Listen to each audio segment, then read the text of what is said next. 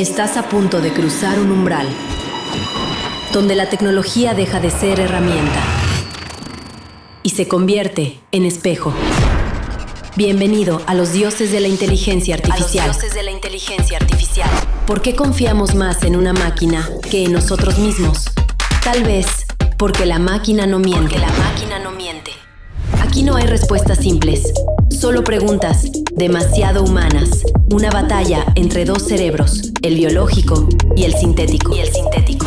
Bienvenidos a los dioses de la inteligencia artificial. Voy a sentir, si ustedes están viendo esto en video, que voy a poder ser delatado fácilmente porque me acabo de poner unos lentes debido a que pues ya mi vista está a 8 bits, ¿no? O sea, ya estoy viendo a David así en cuadritos, pero los lentes siempre delatan lo que estás viendo, ¿no? O sea, siempre delatan cuando cambias la pantalla, cuando estás viendo porno en vez de estar en el Zoom. David Ovalle, hermano, bienvenido a los dioses de la inteligencia artificial.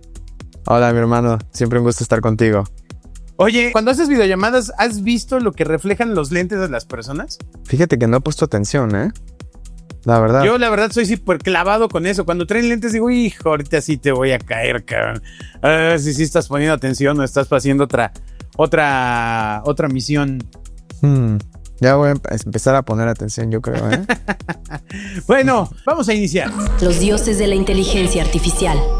En tu trayectoria académica, David, recuerdo que una de las cosas más recientes que hiciste fue pasar una de las últimas misiones en Stanford, ¿es correcto? Sí, hice unos estudios de posgrado Ajá. en Stanford, completamente enfocados a inteligencia artificial, deep learning, machine learning y reinforcement learning, que son diferentes variantes de lo mismo, ¿no? De inteligencia artificial. ¿Pero qué es? O sea, vas allá y ¿qué te enseñan? ¿O qué? Platícanos. O sea, llegas y dices, profe, ¿qué hay?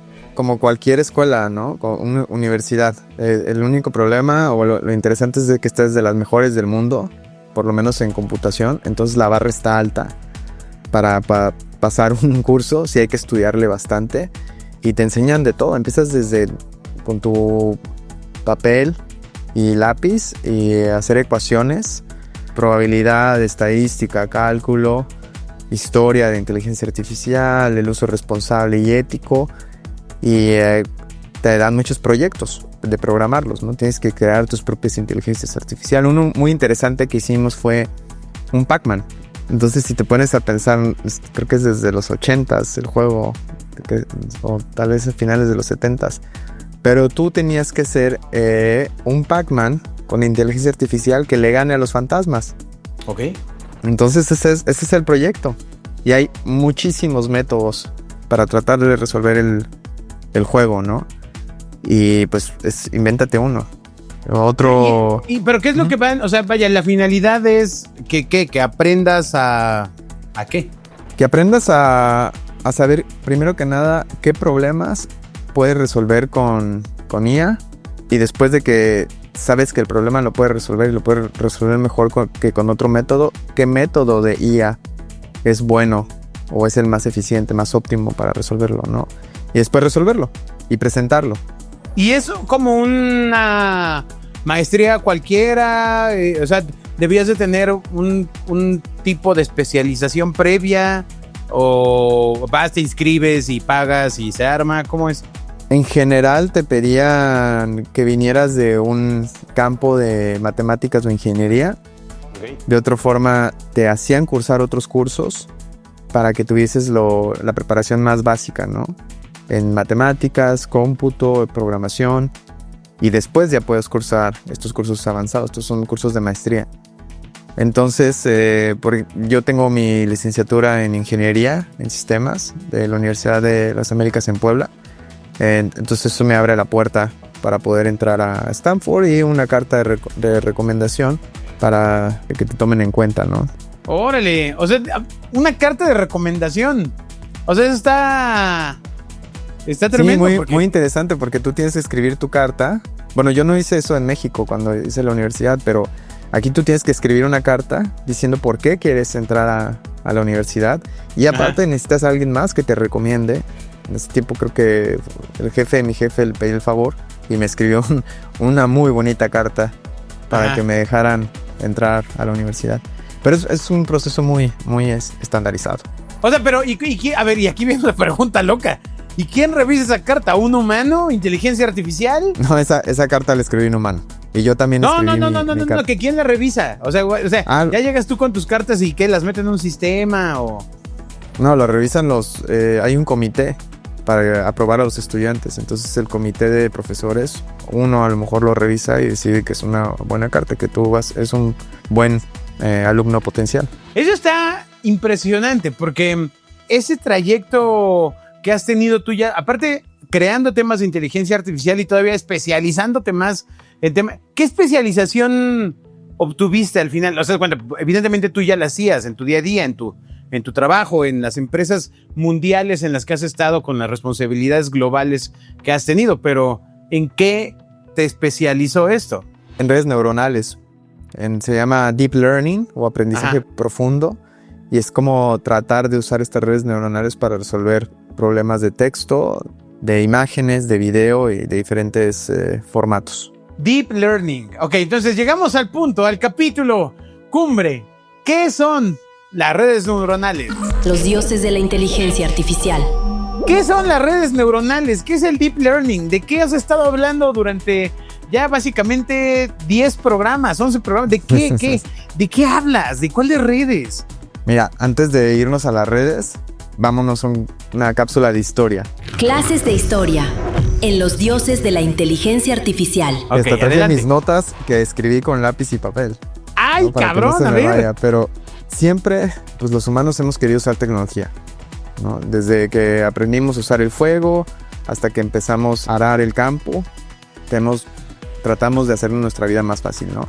En particular, los griegos soñaron con los autómatas, que eran estos como herramientas semivivos que ayudaban a los dioses, los protegían, ¿no? Había uno que era Talos, que protegía la isla de Creta. La tradición judía creía en los golems, en los que un rabbi podía invocar a otro como robot de barro que podía defender a la comunidad. Siempre hemos querido robots, siempre hemos querido como algo inteligente que nosotros creemos y que haga lo que nosotros queremos, ¿no? Ya más adelante, en los 50s, está Alan Turing, que hizo muchísima investigación y definiciones del cómputo que usamos hoy en día, y fue de la gente que estableció la prueba de Turing. La prueba de Turing se trata de hablar con otra entidad y saber si es una computadora o no. Y tú no sabes, ¿no? Estás en un cuarto y no puedes ver a la otra persona. Entonces empiezas a hablar, empiezas a hacer preguntas y al final te preguntan, ¿es computadora o es otra persona? Y si no sabes, ¿no? Si dices, pues creo que es persona y es computadora, ya pasó esa computadora a la prueba de Turing, ¿no? Y ahorita con algunos chatbots estamos llegando a ese nivel en donde las personas no saben si es una persona o un robot, ¿no? Una inteligencia artificial. La definición de inteligencia artificial es en 54, conferencia de Dartmouth. Y personas interesantes que mencionar estaba John McCarthy, Alan Turing, Marvin Minsky y Claude Shannon. De ahí viene también el nombre de Claude, ¿no? ¡Órale! Ya más adelante, hicieron esta conferencia y todo el mundo dijo, bueno, nosotros somos los más inteligentes, esto lo podemos resolver en un año. Y no pudieron, ¿no? Pero ya de ahí teníamos esta idea de un perceptrón, que es un artefacto matemático que, dado ciertos datos para entrenar, te va a dar una solución a tu problema. En particular se usaba para dos tareas fáciles, que es una es clasificación y otra es regresión. Clasificación es de que yo te doy datos de si es un gato o un perro y después te muestro un gato y tú me tienes que decir que es un gato. Si te muestro un perro me tienes que decir no es un gato, ¿no? No sé qué es, pero no es un gato.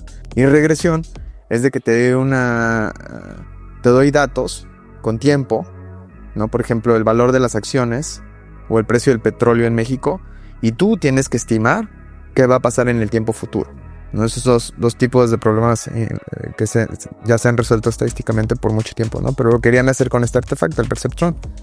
Inspirados en cómo creemos que funciona el cerebro, en el cerebro tenemos estas redes neuronales, tenemos neuronas. Cuando sentimos dolor o placer, o tocamos algo o vemos algo, parte de estas neuronas mandan activaciones con electricidad. Y entonces ahí se dicen de que hay partes del cerebro que está estimulado cuando estás viendo una imagen, hay otras partes cuando estás escuchando, etc. Ahora, te mando esta idea, no es completamente, estamos diciendo exactamente lo que es el cerebro. Es un artefacto matemático, una abstracción de cómo funciona en la biología, pero una red neuronal no es nada más que un aproximador general de cualquier función matemática. Ahora, ¿qué significa todo esto? Tú defines varios números aleatorios, usas capas, que son básicamente, son capas de números, capa 1, capa 2, capa 3, y normalmente vas reduciendo el número de neuronas en cada capa. Uh-huh. Inicias con los datos de entrenamiento y la red neuronal, como usa puros números aleatorios, te va a dar error. Tú le dices, oye, ¿es un gato? Y la red neuronal, no sé. Entonces, pasa tu información por la red cuando está iniciando, y como tú sabes que si es un gato o no es un gato, tú eres el que le estás enseñando. Como humano le dices, hey, red, estás mal. La tienes que penalizar. Y en particular penalizas todos los números aleatorios que influyeron en la decisión de que no fuese un gato. Entonces repites el proceso otra vez. Otra imagen de otro gato. Es un gato, ¿no? Y te da error. Penalizas. Es un gato, ¿no? Y te da la respuesta correcta. Entonces ahí ya no penalizas, o penalizas lo mínimo. Entonces, en base a ese método se llama propagación hacia atrás, o backpropagation. Este es el efecto clave para entrenar estas redes, ¿no? Que tú tienes los datos, tú sabes qué es correcto y qué es incorrecto, y tú le vas mostrando a esta red, a estos números aleatorios, lo que tú quieres. Tú pones tu función objetivo. Tu función objetivo es clasificar correctamente un gato. Y después de varios ciclos de entrenamiento que pueden tardar horas, por ejemplo, o tardaban horas antes, ya los números no son aleatorios para nada. Ya hay parte de esa red que tiene unos números bien sesgados, ¿no? Y otros números negativos por acá, otros números, ya, o sea, si lo pudieses visualizar, verías claramente que hay partes de esta red que se activa cuando tú le mandas una imagen de un gato, ¿no? Ahí es cuando dices, este proceso que te digo que repites varias veces, ajá, para penalizar, vas de ida y de regreso, de ida y de regreso. Se llama entrenar tu modelo de red neuronal. Que básicamente es como, entiendo por lo que me cuentas, a ver si mi analogía no estoy que metiendo un tema contra la humanidad, pero pues es como entrenas a un niño, ¿no? O sea, es como educas a un niño diciéndole, esto es una mesa, esto no es una mesa, esto se llama silla, este es papá, este es el lechero no tiene que ver con tu mamá, ¿no? O sea, te vas dando información que va almacenando el cerebro, y como escucho que lo mencionas, o sea, viene una emulación. O sea, pero no es de que tenga neuronas, o sea, la red neuronal, sino entiendo que más bien es una emulación de un proceso de pensamiento. O sea, es que suena bien pinche abstracto, pero, o sea, entiendo que esa es la idea, ¿no? Es eso, es básicamente tratar de emular estos procesos biológicos, pero con artefactos matemáticos, ¿no? Que inician con respuestas random, porque los números son aleatorios. Y después de varios ciclos de entrenamiento empiezan a aprender, ¿no? Ahora, algo súper interesante con los niños. A un niño, tú le enseñas 3 o 4 autos o hasta fotos, y el niño ya va a saber que es un auto. No puedes hacer eso con una red neuronal. Si le entrenas desde cero, la red neuronal necesita miles, ¿no? O si no, docenas de miles de imágenes de un auto para saber qué es un auto. Entonces se tarda muchísimo más tiempo en aprender que lo que aprende un niño. Ahí te está dando una clave, que hay un componente en los humanos que es óptimo para aprender, ajá, que estas redes no tienen. Nos está faltando estos componentes, no sabemos. Ahora, ahí viene la otra parte. Una vez que entrenaste estas redes, con cientos de millones de imágenes de gatos, puedes ser mejor que un niño y hasta un experto en gatos. ¿Y eso a qué se debe? O sea, que no hay margen al error. que el margen de error de la red neuronal ya es muy menor. Imagínate la persona que es más experta en el mundo en reconocer gatos. Ok. No, es la persona, solamente la señora de los gatos. La señora de los gatos, pero a nivel mundial, ganó todas las competencias de gatos. El cerebro humano tiene una capacidad y límites, ¿no? Pero las computadoras no. Entonces yo puedo enseñarle a mi red neuronal con todas las fotos de todos los gatos de los últimos 30, 40 años, millones, ¿no? O cientos de millones de fotos de gatos. Y aparte, hasta puedo modificar las fotos y cambiarle colores aquí, mover el gato, para que la red entienda todavía más, rotar el gato para que lo vea en diferente forma, ¿no? Después, el concurso final, pongo una foto, casi como encuentra a Wall-E, ¿no? Pero lo que hago es de que escondo al gato. Lo súper escondo abajo de, no sé, una mesa, atrás de una cortina. Nada más se ve el bigotito y un ojo. La experta en gato va a ir, se va a tardar sus 30 o 40 minutos. Creo que aquí está el gato, ¿no? Pero la red neuronal no. Ve la imagen rápidamente, está súper automatizada y es experta en hacer eso. Encuentra el bigote, encuentra el ojo, aquí está el gato, inmediatamente. Ahí ya le puedes decir que la inteligencia artificial superó al humano.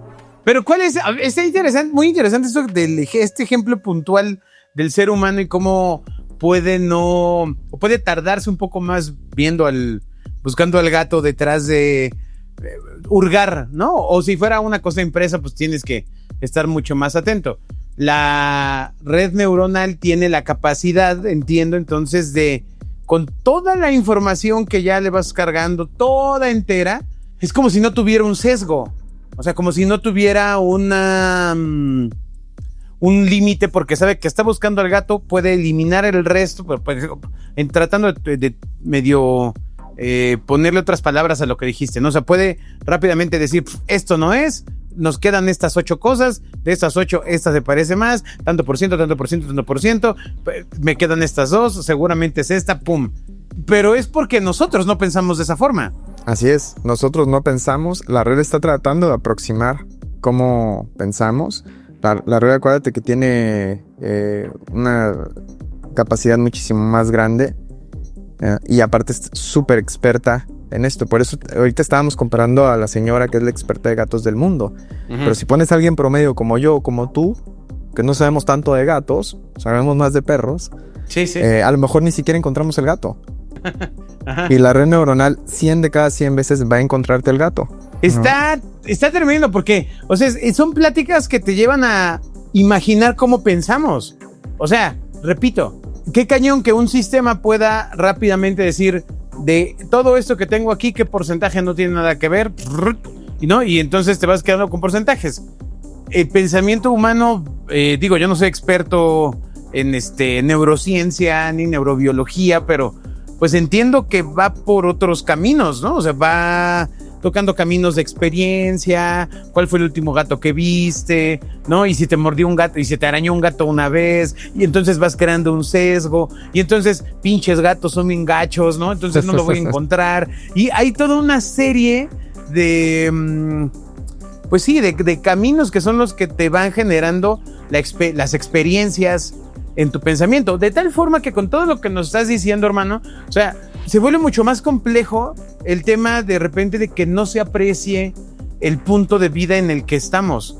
Es decir, en un punto de vida en el que podemos decir, dame una animación 2D de superhéroes, porque pues tú viste que los superhéroes, tu mente o la forma en la que interactúas con una inteligencia artificial asume que bajo el contexto de lo que tú estás escribiendo, la inteligencia artificial va a entender, los superhéroes que ha visto David o los superhéroes que ha visto Alberto, que no son, seguramente no es Superman, ¿no?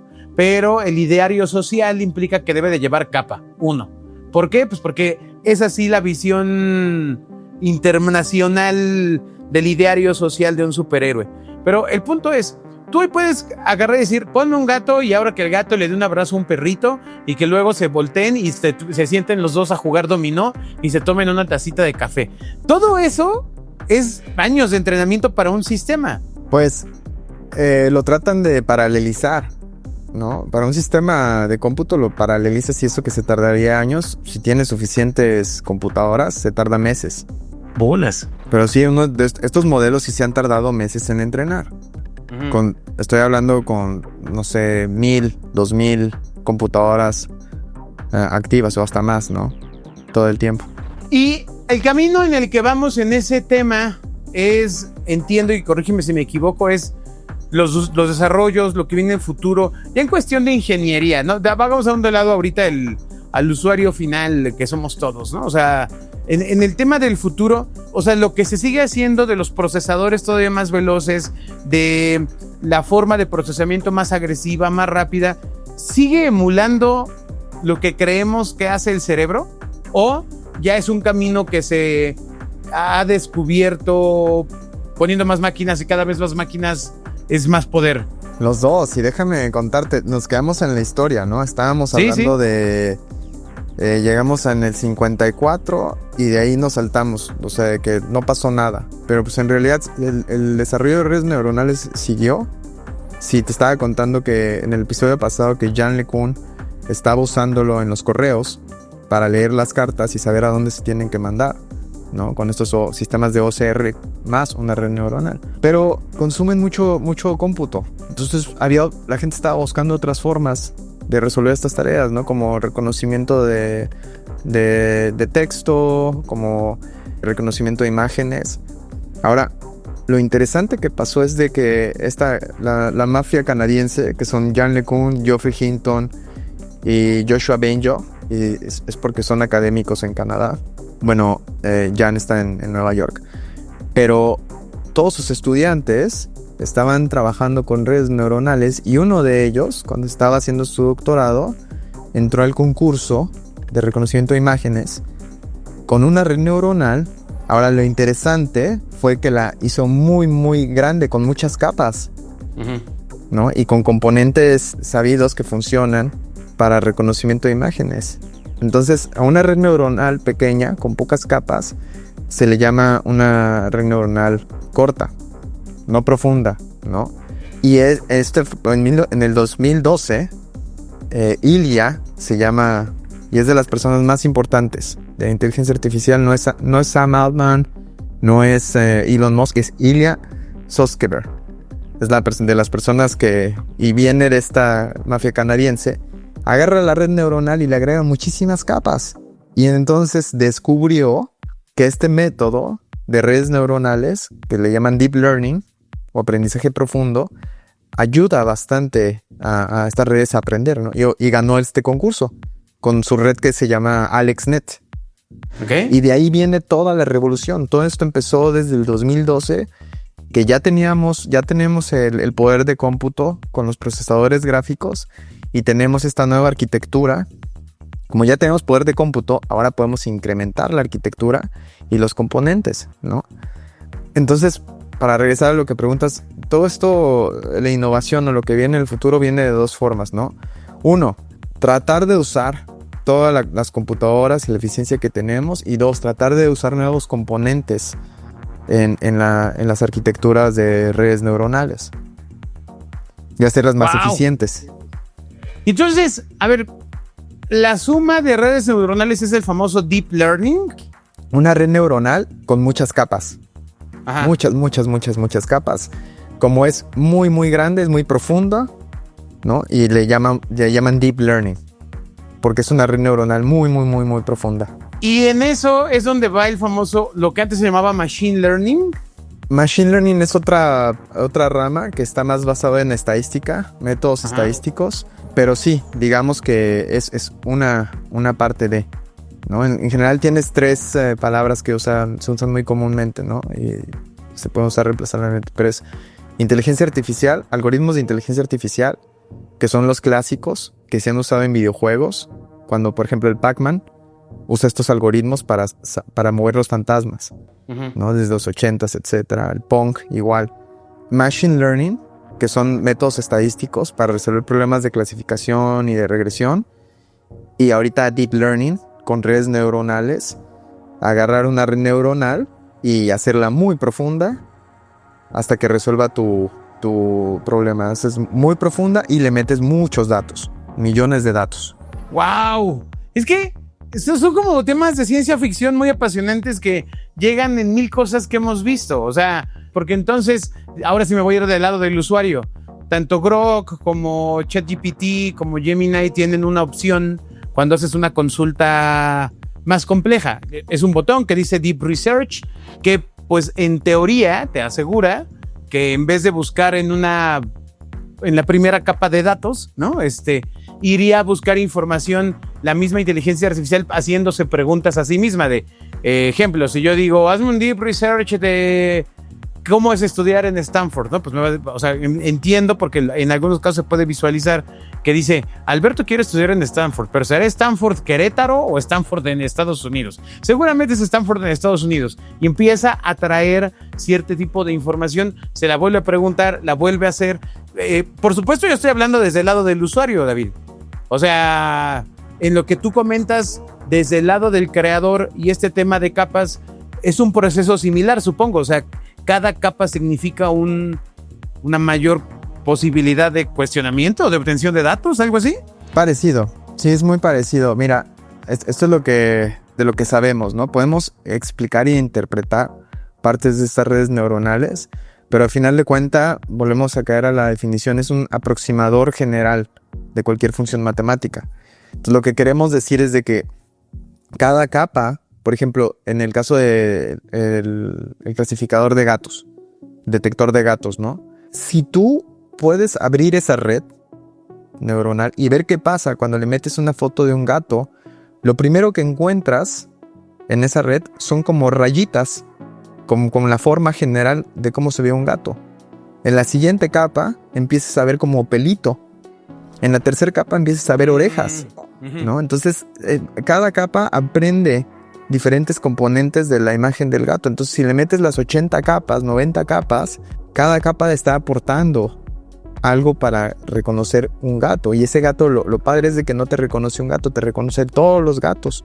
Generaliza una función matemática para siempre detectarte gatos. Impresionante, porque me hace recordar estas esculturas que cuando las ves de frente te forman una figura, ¿no? O sea, pero te vas moviendo y te das cuenta que son varios elementos metálicos que cada uno hace una capa para que cuando tú veas de frente la escultura veas un gato, para seguir el mismo ejemplo del gato, ¿no? Pero cuando lo ves de lado no es más que un bulto de metal colgado, ¿no? Eso.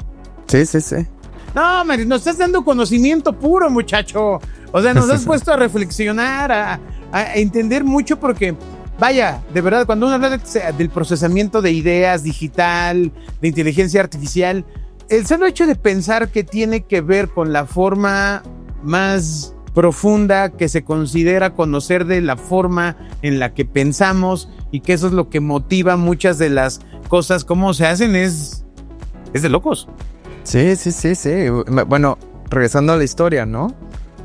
Ilya termina con esta red en el 2012 e inmediatamente su profesor de tesis de doctorado, Geoffrey, empieza a trabajar para Google Brain, la parte de Google que usa inteligencia artificial. Entonces, en un momento, toda esta nueva tecnología fue completamente de Google. Después, en el 2017, un investigador de Google, también, Ashish Vaswani, publica el paper científico de Transformers, que usa redes neuronales.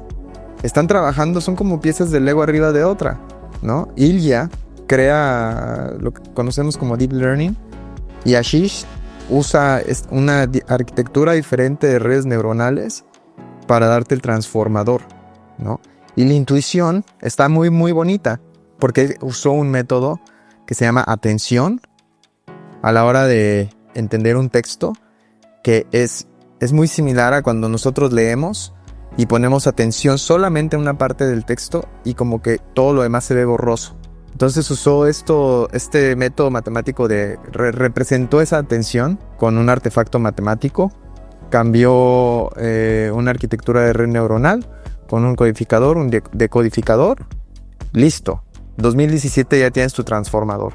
¿no? Y todo esto son las piezas, Grok, GPT, todos los nuevos modelos, los más importantes, todos están usando transformadores o variantes de transformadores.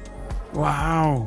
No, ya empezaste a conectar todos los cables, los transformers. ¿Cómo llegamos a este punto? Está cañón. Este capítulo está muy interesante, David. O sea, faltan como algunas cosas que hablar. Para terminar con esto, si quieres saber qué va a pasar con inteligencia artificial a nivel comercial, no sigas a Sam Altman. No sigas a Elon Musk. No. Sigue a Ilya Sutskever. Sigue a Ashish Vaswani, que ellos son los creadores, inventores y los que nos están empujando con sus nuevas ideas a todo lo nuevo que va a pasar. Con la historia de Ilya, después de estar en Google Brain, fundó OpenAI, ¿no? Y hace poco hubo una controversia porque parecía que querían pues correr a Sam. Sí. Porque había una incompatibilidad, ¿no? Ilya es de las personas más importantes. A final de cuentas, no lo corrieron. Ilya se salió y creó su nueva empresa que se llama Safe Superintelligent para hacer una AI muy avanzada que se asegura también, inspirado que su profesor Geoffrey Hinton investiga mucho en la forma ética y responsable de hacer esos sistemas. Y ahora, lo más interesante o medio trágico que pasó, que esta nueva compañía, hace una semana, Zuckerberg compró a todos, menos a ella. Sí, les ofreció pues mucho dinero y recursos ilimitados, y ahora él ya se quedó solo y se llevó a todo su equipo a trabajar para Meta. Sí, de hecho vi una nota por ahí colada de que acá presentó como con mucho bombo y platillo a un equipo que se acababa de integrar completamente para el nuevo equipo de inteligencia artificial de Meta, pero así con bombo y platillo, llamó a todos los empleados, etcétera. Pero ahora entiendo todo, o sea, vienen de un super equipo. Sí, es gente que viene de OpenAI, trabajaba con Ilya, y gente de Safe Superintelligent que también trabajaba con Ilya. ¿Y ahora qué va a hacer esta persona o qué? ¿Va a contratar más equipo o qué? Puede contratar mucho equipo. Viene estuvo en Stanford, creo. Estuvo en la Universidad de Montreal. No recuerdo si estuvo en Stanford, pero tiene todas las credenciales académicas y también tiene las credenciales industriales. Entonces no le va a faltar recursos ni talento para hacer sus nuevos proyectos, ¿no? También por el otro lado, Ashish creó su empresa, se salió de Google y creó su empresa que también hace agentes de inteligencia artificial. Entonces, muy, muy interesante seguir qué están haciendo estos dos investigadores, ahora empresarios, porque yo creo que ellos son los que van a sacar, o ya tienen historial de sacar ideas muy interesantes que cambian toda la industria. Acabas de contarnos un telenovelón, o sea, de principio a fin. Mientras ibas narrando toda la historia de lo que traías en tus apuntes, no dejaba de pensar en este libro que se llama Hackers. Levi, es un librazo, ¿no? que es la historia de cómo empezaron los hackers, pues desde las líneas telefónicas, ¿no? Cuando Graham Bell puso la línea de teléfono, la cabina en Estados Unidos, y cómo llegaba los hackers hasta la era actual, los primeros casos que se llevaron a la cárcel a principios de los albores de los años 90, etcétera. Ahorita voy a buscar cómo se llama ese libro, porque iba recordando esta historia y luego que lleven al equipo, etcétera. Novelón, Súper sí, capítulo, David, un aplauso, Un Sí, aplauso, sí, muchas gracias por traernos este volumen de conocimiento. No, pues quería compartirlo aquí, en nuestro espacio. Conocimiento que no está en libros. Vaya, sí está en libros, pero no platicado. Está, pero no es lo que ves todos los días en las noticias, nada más ves de que esta persona es muy importante y dices, ¿es verdad eso? Déjame ver los detalles, ¿no? ¿Quién es el que en verdad la mueve aquí? ¿No? Pues ya alimentamos a la inteligencia artificial con este capítulo, hermano. Ok. Nos escuchamos en el siguiente capítulo de Los Dioses de la Inteligencia Artificial. Gracias, David. Gracias, hermano. Aquí termina esta sesión, pero la máquina sigue observando. Esto fue Los Dioses de la Inteligencia Artificial. Cerramos por ahora, pero ya nada es igual.